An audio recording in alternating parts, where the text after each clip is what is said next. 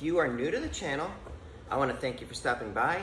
My name is Eric Moss. I am a modern day performing strongman.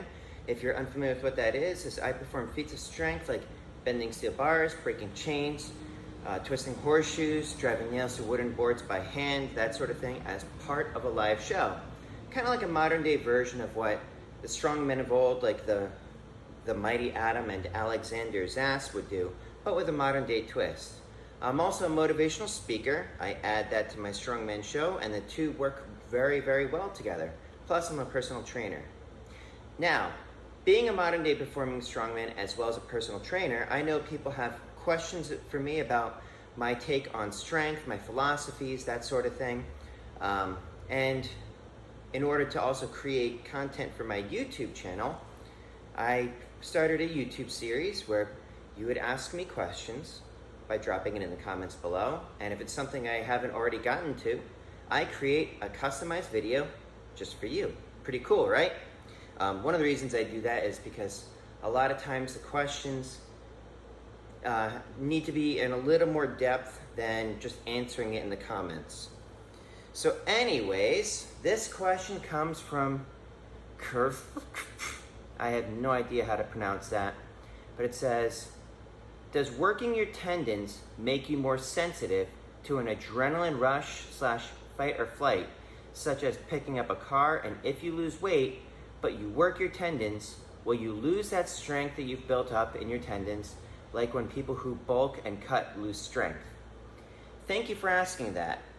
Truth be told, I have no idea whether or not working the tendons makes me more sensitive to an adrenaline rush or fight or flight response. I kind of doubt that it probably would. But to answer your question about work your tendons, will you lose that strength that you've built up in your tendons, like when people bulk and cut to lose strength? I highly doubt that one too. I doubt that you're going to lose any strength in the tendons.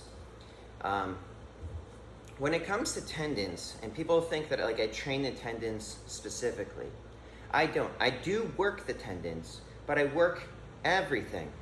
So like as an example, people will say, so is it technique? Is it strength? Is it your tendons? Is it your mindset?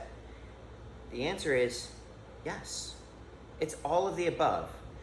You're not really, when you start training, you're not going to work just your tendons.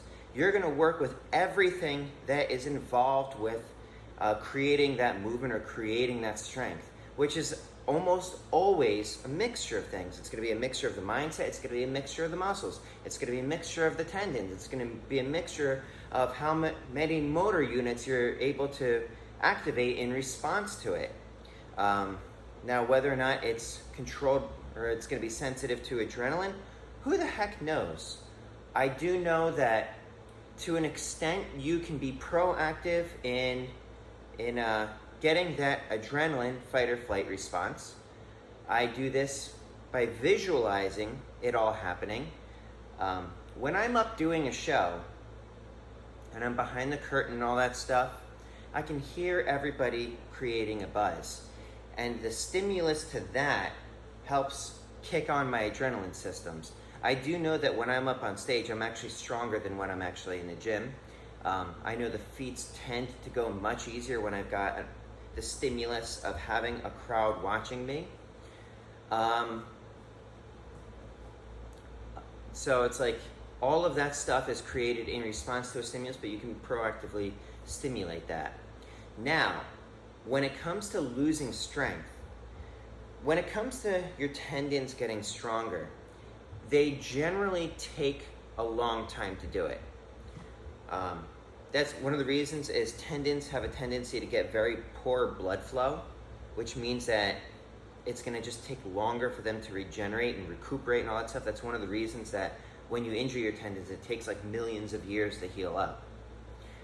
So as a general rule with physiology, if it comes quick, you can lose it quick too. If it comes slow, it's going to take more time to lose the gains that you've gotten from that. So it's actually one of the things, is like in the last video I talked about a bit about performance enhancement drugs. One of the things that sometimes can be an issue with performance enhancement drugs is it makes the muscles stronger, but it doesn't really do, or it doesn't help the tendons at the same rate as the muscles. So the muscles actually like outgrow what the tendons can soundly handle. That's one of the reasons that I recommend everybody do it naturally. One of the other reasons that I recommend people do it naturally is like when you get the gains and you achieve like incredible things, there's always going to be part of you that wonders, was that me or was that the performance enhancement drugs? Now for me, I don't take them. So I know that whatever I accomplish, that's me able to do it.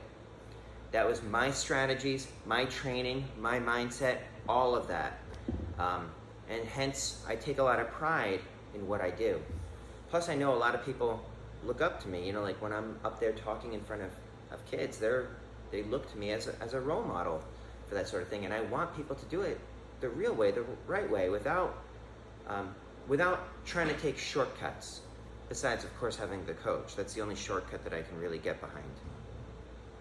So, if you're losing weight, I don't think that your tendons, the strength that you've built up in your tendons is going to go anywhere. Now, one of the things that also kind of intrigued me about the whole concept of being a modern day performing strongman is that some of the other ones out there, they're not very big guys and yet they're able to do incredible things. One person that comes to mind in particular is a strongman named Robert Najidli. I think I'm pronouncing that right. He is not thick at all, but his tendons are very strong and he is very strong as a result. So the way Robert, you know, probably already know how to spell it, but that's Njedley, if I remember off the top of my head. He's not a heavy guy, but yet he's very strong. So yeah, I don't know if you're on a bulk and cut cycle, but when you build up strength the right way, it shouldn't really leave unless you're doing like a bodybuilding approach where you're trying to pump blood through the muscles. But if you're training movements, you should be okay. If you're training isometrics, you should be okay. But anyways, that is all I have for today. If you guys have any questions or follow-up or anything like that, drop it in the comments below. If it's not something I've already gotten to, I'll create a customized video just for you. If you guys like what I had to say, let me know by hitting that like button. If there's anyone you think should see this, please share it with them. In the meantime, please stay happy, healthy, and strong. Eric Moss, over and out.